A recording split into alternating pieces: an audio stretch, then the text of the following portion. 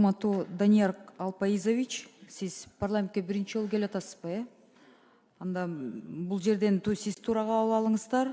Анткени деген Жогорку Кеңештин депутаттарына арыз муундар көп келет да. Кагаз келбей калды, анан мен кийин соттошкондон кийин билип калдым дегенге чейин арыз муундар келет. Ошондуктан депутаттардын биздин эми капа болгонубуз жанакы СМС билдирүү дегенде мамлекеттик электрондук билдирүүлөр системасы аркылуу жөнөтүү үчүн зарыл болгон техникалык мүмкүнчүлүк же маалыматтар жок болгон учурда кабарлоо дегенден кийин мүмкүнчүлүк жок болсо анда ошондон кийин СМС жөнөтүлөт деп туура түшүнүп атабызбы? Ошону дегенчи сиз Бишкекте, Борбор-Калаада баарыбыз чоң жетекчилер биякта отурушат, негизги центральный органдар. Биякта ошентип кабыл алып беребиз, негизи мыйзамдан. Бирок региондордо бөрк ал десе баш алып туруп региондордо башкача болуп кетет да. Көп учурларда.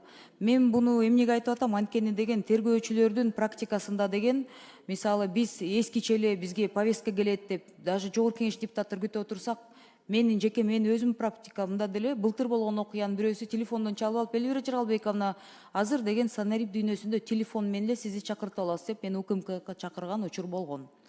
Анан ал жерден мыйзам жазган биз болсок, кайра сурайын деп өзүң уяласың. Анан унчукпай каласың да. Анан экинчи жолу кичине оройраак мамиле болгон учурларда биз да башкача жооп берчүбүз. А негизи ошондой учурлар болгондуктан элдин арасында деген мындай көбүнчө укук коргоо органдарынын мамилеси үчүн ушундай шек болот да, күмөндөр болот көп. Анан бул жерден деген мен түшүнөм, Үмүткан Нургазиевна аябай тажрыйбалуу жетекчи да, бул дароо мындай туура мааниде түшүндүрүп берип атат, бирок аткаруусу на местах башкача болуп кетиши мүмкүн дегендиктен депутаттар ошого капа болуп атат. Мен деле ошого капа болуп атам, биякта айткан бүт коллегаларым ошого биз ойлоп атабыз да, региондо бул кандай болуп кетет, сиздер тапшырма берсеңиздер аткаруусу кандай болуп кетет. Азыр көрүп атпайбызбы, көп учурлар, саясий учурлар, чечимдерден кийин көп нерселер кандай болуп кетип атат. Ошого сиз кандай ойлойсуз? Кепилдик бере аласыздарбы? Өзүңүздүн ой пикириңиз кандай? Техникалык мүмкүнчүлүк жок болгондо мурунку альтернативдик азыркы иштеп аткан методдор калат. Ошон үчүн мен оюмча кепилдик бере алам, потому что цифровизацияга баратабыз да. Түндүк азыр жакшы иштеп атпайбы? Түндүк сыяктуу эле иш алып барса болот. Азыр просто көзү начар көргөн ата-апаларыбыз кантишет? Балдары жок, неберелери жок, эски адамдар алар кантишет? Аларга альтернатива бүт калып атпайбы? Да, калып атат да.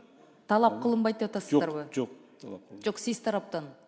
Кандай? Сиз тараптан талап кылынбайт. А башка тиги органдар барып алып, башкача мамиле кылышса, кандай алар деген мыйзамдарды билишпейт да, мүмкүн.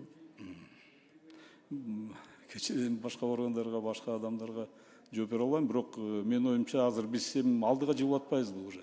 Ошондо альтернатива жок калат, только техникалык СМСтер калат деп биякта кесиптештер айтып атышат. Ошондой болобу? Жок. Сунуштары келсе биз карайбыз да. Азыр сунуштар дагы келиш керек да. Если где-то мы упустили, Элвира Жыргалбековна, если где-то упустили, мы можем дополнить ко второму чтению. Мне кажется, вам надо оставить альтернативу. Это первое чтение, давайте рассмотрим. Она есть. Анан президент де бизге айтты эле, мыйзамдарды бияктан чайнал бизге жөнөткүлө деп. Анан биз силерди сыйлап, бирибизге жаман көрүнбөйлү деп өткөрүп койсок, анан тияктан ызычы болсо кайра бияка келет да мыйзамдар. Кийин кейип калбайлы дейм да. Туура түшүнүңүздөр, альтернативаны калтырыш керек да. Макул. Рахмат.